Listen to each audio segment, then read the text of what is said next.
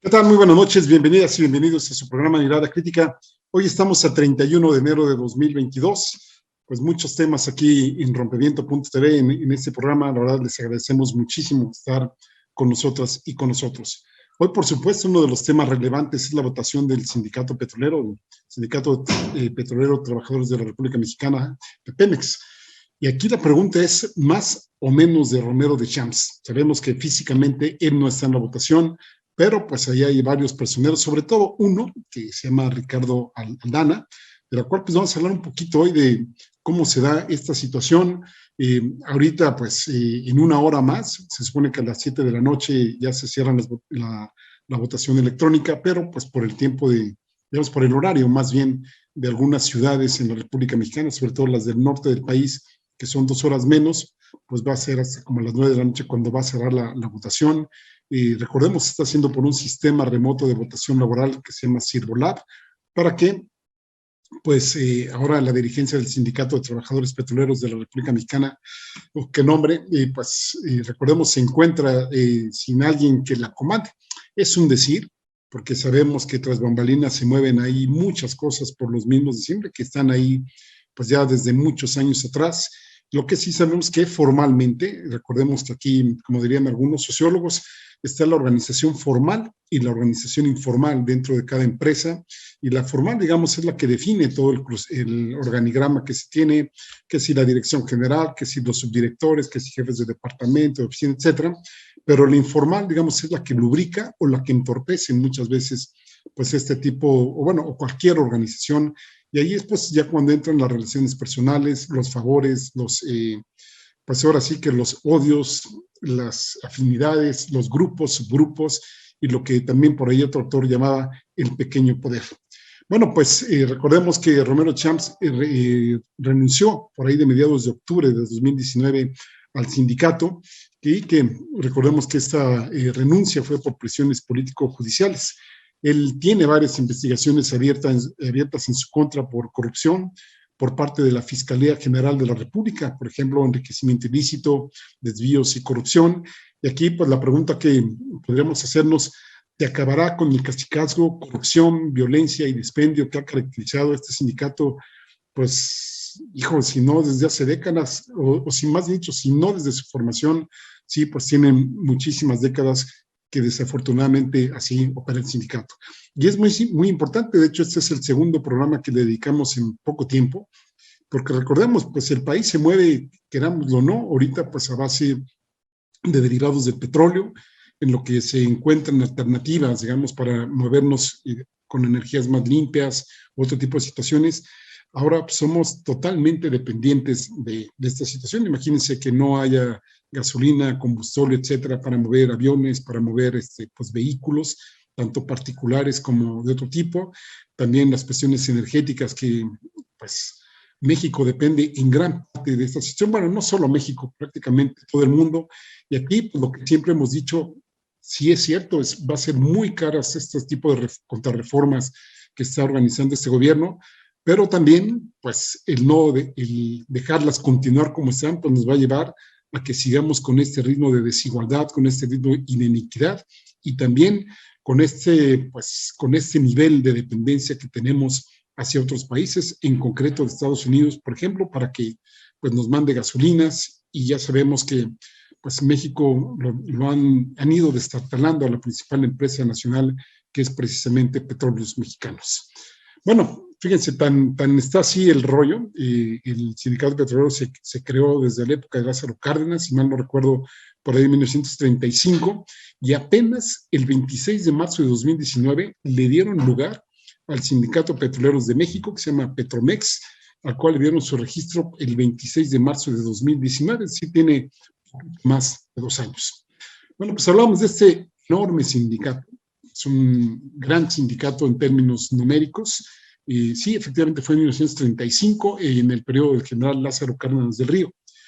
¿Cuántos dirigentes han estado enfrente del mismo? Bueno, pues 28. Pudiéramos dividir, pues de 2021, digamos, apenas estamos iniciando 2022, restarle 1935, y ese nos daría el número de años que tiene fundado este sindicato, y bueno, hasta la actualidad apenas ha ido 28 dirigentes.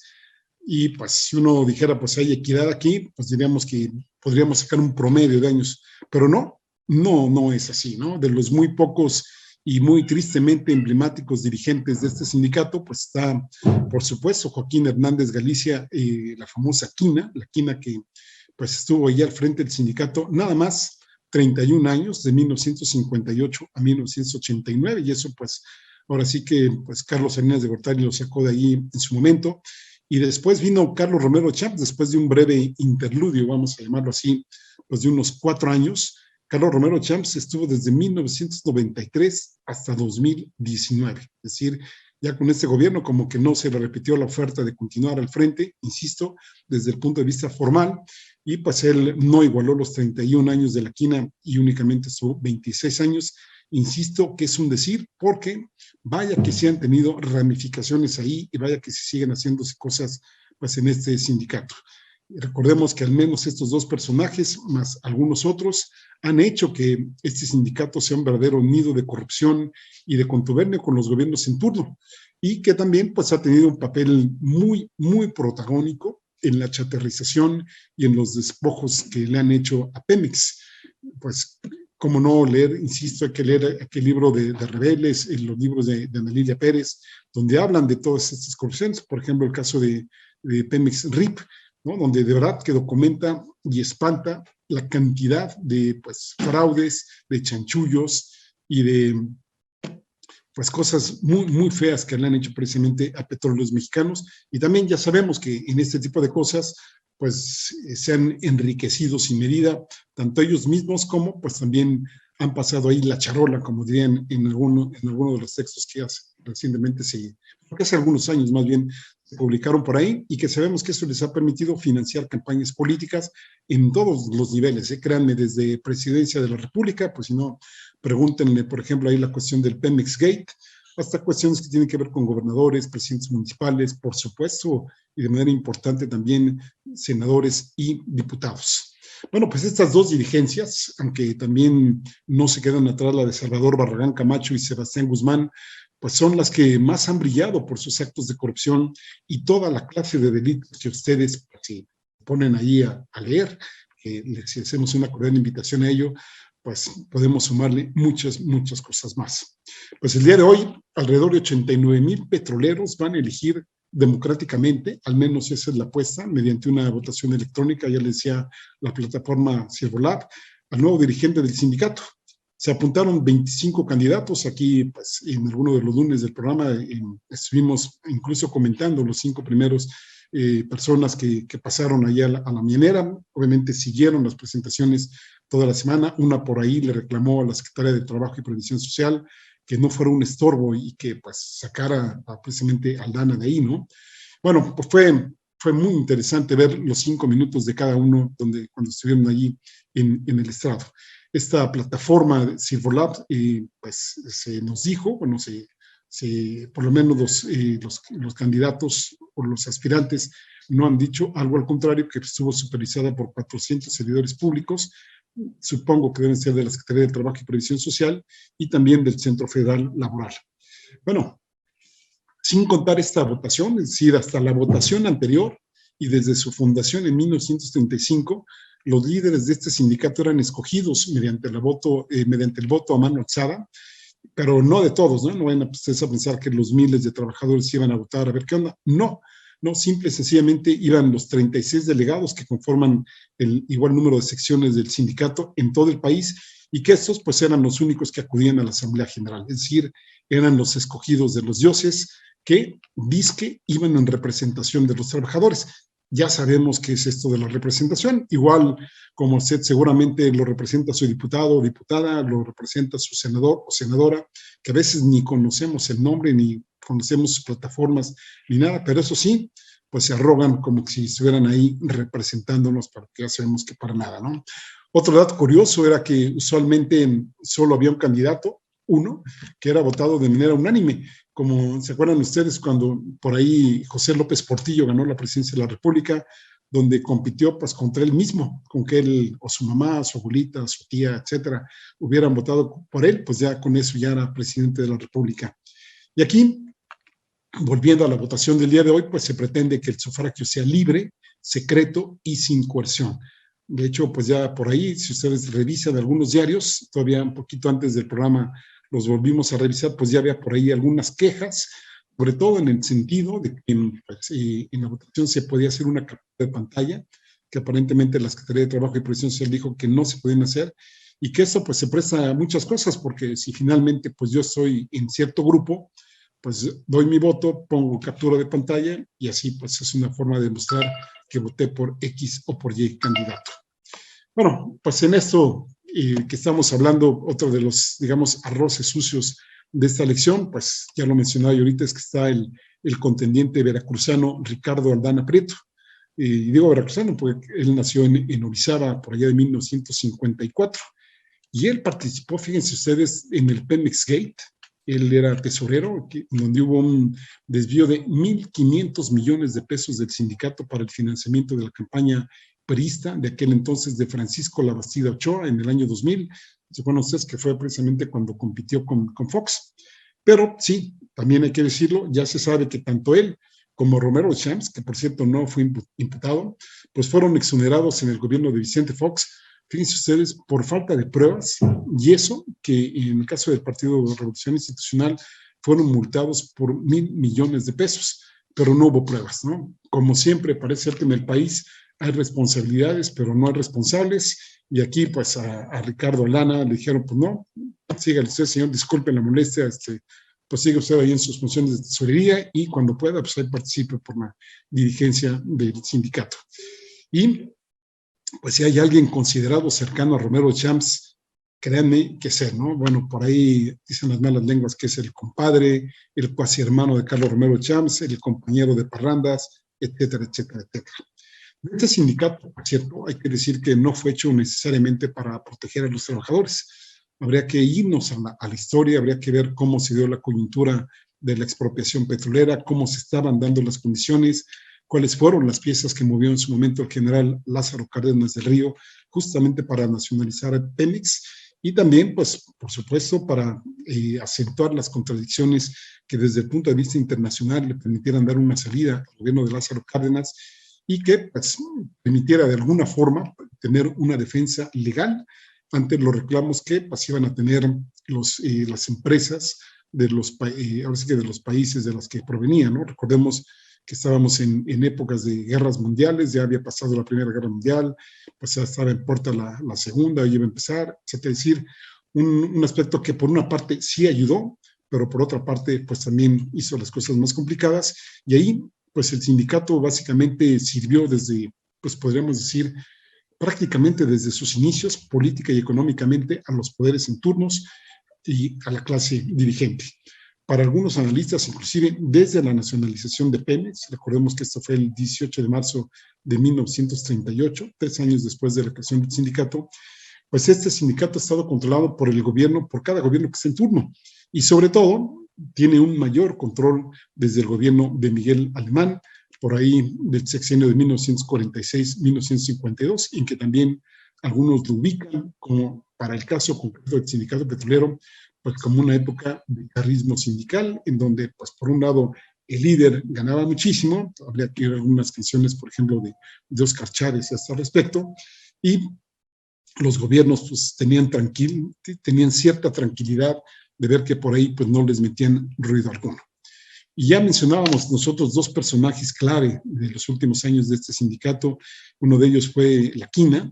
La Quina pues nació el 12 de enero de 1922, murió el 11 de noviembre del 2013, tenía 91 años y eso que estuvo muchísimo tiempo en la cárcel, ¿no? Donde pues ya sabemos que no es muy agradable estar ahí y que pues de acuerdo a los determinantes sociales de la salud, pues si uno no tiene buenas condiciones, pues no le va uno muy bien que digamos.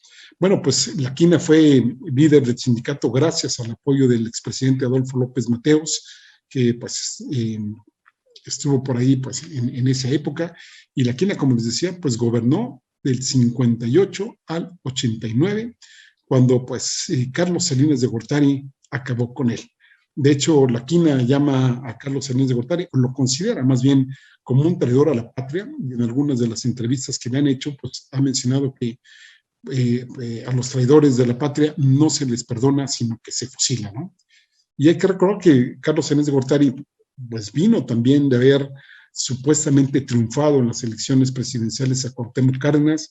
Recordemos ahí la famosa caída del sistema que, pues si bien es cierto que algunos dicen que no se puede probar que Cuauhtémoc Cárdenas ganó, pues deja mucho la duda que haya ganado después, me refiero a Carlos Salinas, después de que se cayó el sistema. Ahí me parece que si efectivamente hubiéramos vivido en un país democrático, pues lo menos que se hubiera esperado era que se repitiera la votación, pero no, ya sabemos que la caída del sistema fue justamente para evitar que llegara Cuauhtémoc Cárdenas a la presidencia de la República y pues digamos uno de los dos aspectos que contribuyeron en aquel entonces, obviamente pues Carlos Salinas para legitimarse ante la población, es decir, la quina era un símbolo de corrupción en aquellos días, y por otro lado pues quitar a la quina de ahora sí que de la dirigencia del sindicato, pues por haberse opuesto a las políticas privatizadoras de Carlos Salinas de Gortari.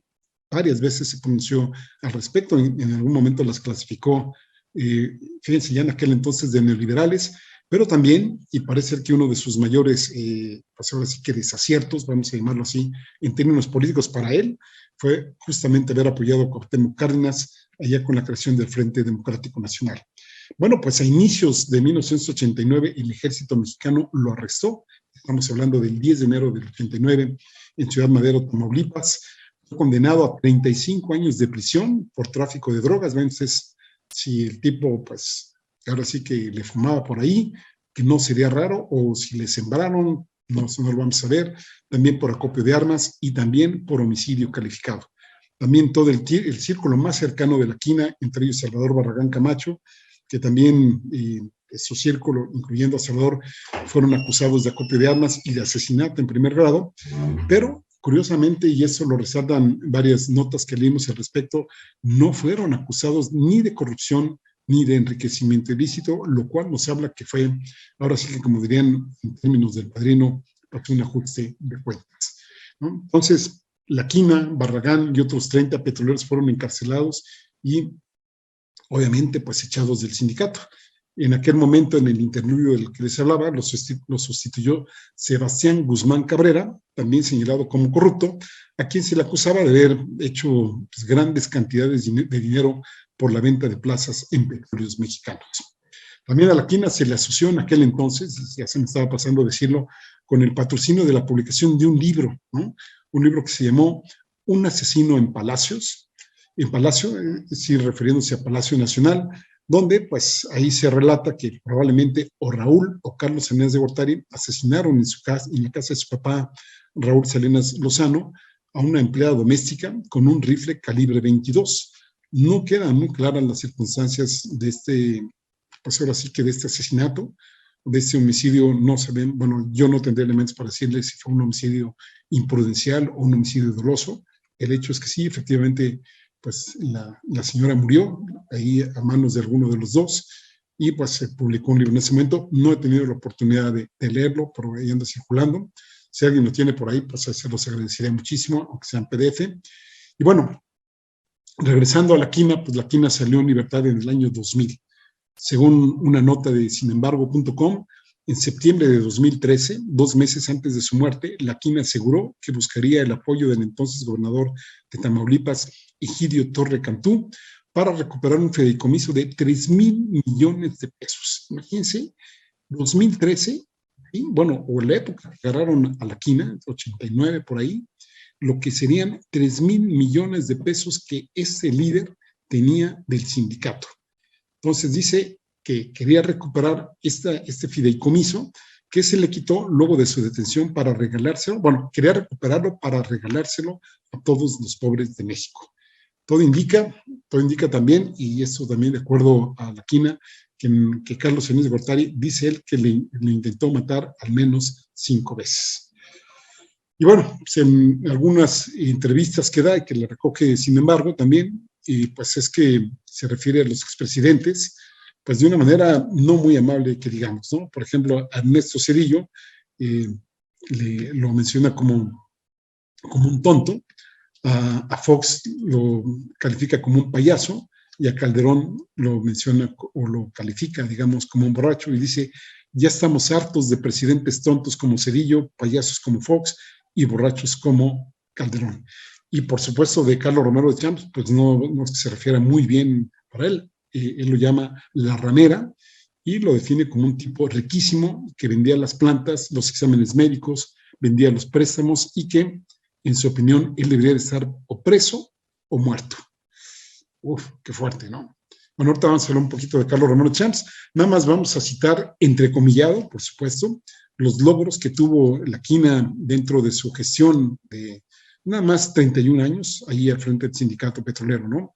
Bueno, pues, por supuesto, un férreo control, oposición reprimida y hasta asesinada, venta de plazas, conseguir innumerables privilegios, sobre todo para la cúpula sindical, con, bueno, pues imagínense las ganancias que tenía el sindicato, de las cuales no rinden cuentas, nunca han rendido cuentas, si Pemex le daba el 2% de toda la inversión.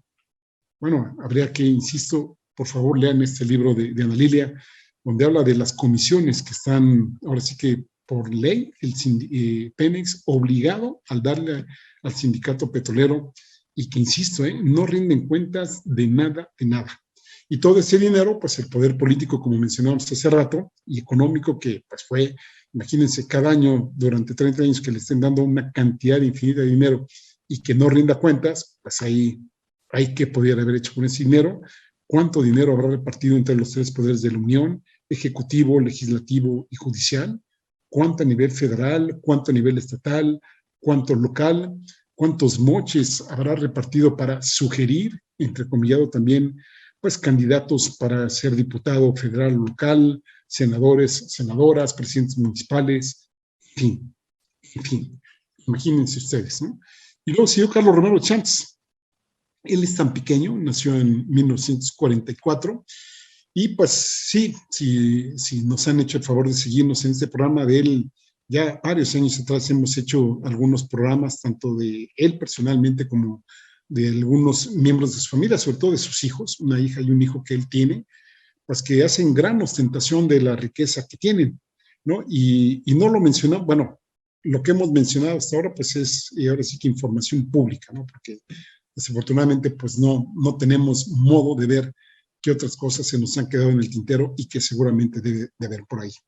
Romero Champs es contador público, es egresado de la Escuela Bancaria y Comercial, pues tuvo 26 años al frente del sindicato, le faltaron 5.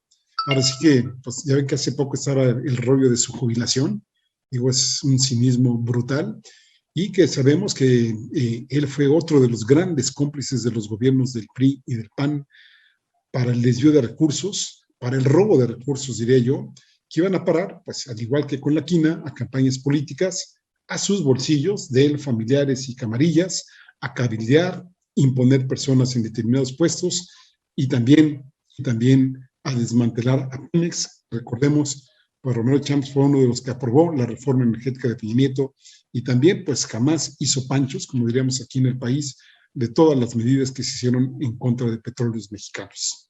Romero Champs, fíjense ustedes lo que son lo que es la vida, y no por demeritar, ¿no? Algunas profesiones, ni mucho menos. Nada más aquí nos estamos refiriendo al modo en que llegaron a, ¿no? Romero Champs ingresó en 1969 al sindicato con el cargo de trabajador eventual en la refinería de Salamanca, en Guanajuato. Su primo hermano, Víctor de Champs, lo presentó con la Quina, y es justamente la Quina quien después le dio la espalda y le dio por la cuchillada por atrás. Pues la Quina lo ocupó, lo tuvo de mensajero, lo tuvo de chofer, y luego pues se han de haber agarrado muy buen rollo entre los dos, y pues de ahí no fue, ahora sí que raro que llegara a la Secretaría General de la sección 35, y que pues después de que pasó todo esto, pues la Quina lo definiera como el más servil y también como un arrastrado de todos los secretarios generales. Y pues recordemos que Romero Champs, no contento con ganar pues todo lo que percibía en el sindicato de manera legal y de manera ilegal, pues él fue secretario de Acción Política de la Dirección Juvenil del PRI en 1970. En 1971, fíjense, lo comisiona el sindicato, ¿no? Lo hace comisionado nacional sindicato en el partido, ¿no? Luego fue senador de la República. ¿Cuánto ganan los senadores mensualmente? Pues habría que ver, ¿no? Él estuvo de 1994 a 2000 y de 2012 a 2018, pero también fue diputado federal 3 veces, de 1979 a 1982, de 1991 a 1994, es decir, iba brincando de senador a diputado, diputado, senador, y también fue senador en el periodo 2000-2003, ¿no? El último ya lo habíamos mencionado como senador de 2012 a 2018, pues ya se le acabó ahí un poco parte de su minita de oro, ya no pudo hacer arreglos con este negocio, por lo menos en esa parte, y pues ahí quedó, ¿no? Ahí los invito también a leer algunos de los logros de Romero Champs, ¿no? Por ejemplo, hay una famosa cláusula 77, que ahí ojalá ustedes la puedan consultar, porque esta me parece muy, muy leonina, ¿no? Y que pues está ahí vigente, 93, va a cumplir ya 20 años de que está ahí, ¿no? Y que eso ha tenido muchas implicaciones, 30 años, sí, gracias, Jerónimo. Y que él pues, le ha beneficiado pues muchísimo, ¿no? A él, a su familia, lo ha hecho hipermillonario, con mansiones, yates, viajes privados, la colección de autos de sus hijos, del mismo, y que pues sabemos que ya dejando de ser senador en 2018, ya estamos en 2022, enero de 2022, pues ya no tiene foro constitucional. Si por ahí alguien de ustedes conoce o alguien de la Fiscalía General de la República, pues ahí les encargamos y les pueden avisar que ya no tiene fuero, aunque supuestamente, al menos desde marzo del año pasado, la Fiscalía General de la República, y esto nos lo dijo el presidente de la República, investiga 2 denuncias contra él. Ya el presidente anunciaba que hay 2 denuncias en la Fiscalía, según la Unidad de Inteligencia Financiera, por depósitos de 309 millones de pesos, ¿no? Es decir, estamos hablando de 15 millones de dólares, pero pues de ahí ya no hemos salido nada, ¿no? Con todo lo que nos hemos desviado hacia Lozoya y hacia otras cosas, pues de Romero Champs, la verdad es que hablamos muy poco, ¿no? Y probablemente si no fuera la votación del sindicato el día de hoy, pues a lo mejor pues también nos seguiría pasando de noche. Bueno, pues según los datos del mediodía de hoy, hay una participación más o menos del 50% de los trabajadores petroleros. La votación, ya les decía, se va a cerrar a las 9 de la noche, hora de la Ciudad de México, en algunos estados en donde hay dos horas antes, aunque en los estados que tienen el mismo uso horario de la Ciudad de México, pues ya a las 7 ya debe haber cerrado. Y se habla de que, por ejemplo, Aldana movió a sus simpatizantes en la Ciudad de México. Cecilia Sánchez García, senadora de Morena y aspirante a la dirigencia, denunció que los trabajadores son amenazados y presionados para respaldar la candidatura de Ricardo Aldana. Según Cecilia Sánchez, el acoso se ha centrado principalmente en los trabajadores transitorios, a quienes se ofrecen plazas a cambio de apoyar a Aldana. Eso se llama coerción y eso pues es de una forma de venta de plazas, ¿no? Cecilia Sánchez comentó que tienen pruebas de amenazas a los compañeros para obligarlos a hacer proselitismo en las instalaciones del sindicato. La mayoría de ellos transitorios les prometen planta para que voten por Aldana y, pues, dice Cecilia, pues esto no es una representación sindical, sino son un cártel. Y aquí pues, hay videos circulando al respecto en los que se escucha el pase de lista que les van a dar a las personas ahí, ¿no? Y también por ahí se oye, deben informar su nombre completo y su ficha, por favor, para hacer sus listas y que se coteje el lunes quién sí está cumpliendo. Y obviamente, pues dice la que está arengando, me voy a dar cuenta quién no lo está haciendo. Bueno, pues además contra los trabajadores también se pudo constatar, según la misma fuente, que en el sistema remoto de votación, el Sirvolab, que es operado por la Secretaría del Trabajo, pues también se está comentando que hay presiones para ejercer el voto electrónico a favor de determinado candidato, y es lo que les comentaba, de que se había dicho que no se iba a permitir la captura de pantalla, pero que finalmente sí, ¿no? Entonces le preguntan a la Secretaría de Trabajo y Previsión Social, pues no, que no se podría tomar pantallazo, ¿dónde está el blindaje del que habló el presidente? Y aparte, pues ya sabemos que en las planillas que pusieron, parece ser, de acuerdo a Cecilia Sánchez, que no pusieron el mismo orden en el que se habían más o menos hablado, sino que se está creando una confusión porque pues, hubo alteración en el orden de presentación de las y los candidatos. Vamos a ver cómo se dan las cosas. Insisto, es muy importante que sepamos aquí, ahora sí, de qué lado va a mascar la iguana. Esperemos que no, ahora sí que no pasemos de Guatemala a Guatepeor, lo digo con todo respeto para Guatemala, pero sí, porque a veces ya ven que pues, cuando uno decía un cambio de cierto dirigente o de cierto director o algo, pues resulta que después viene alguien peor y así sucesivamente, ¿no? Esperemos que efectivamente, pues ya todos los robos que había, ya no digan ustedes en el Huachicol que está fuera de las instalaciones de Petróleos Mexicanos, sino inclusive y mayoritariamente la que está dentro de las instalaciones de Pemex, ya se pare por fin y que efectivamente, pues como diría los comerciales que nos chutaban antes muy seguido, que pues efectivamente Pemex sea de las y los mexicanos. ¿No les parece?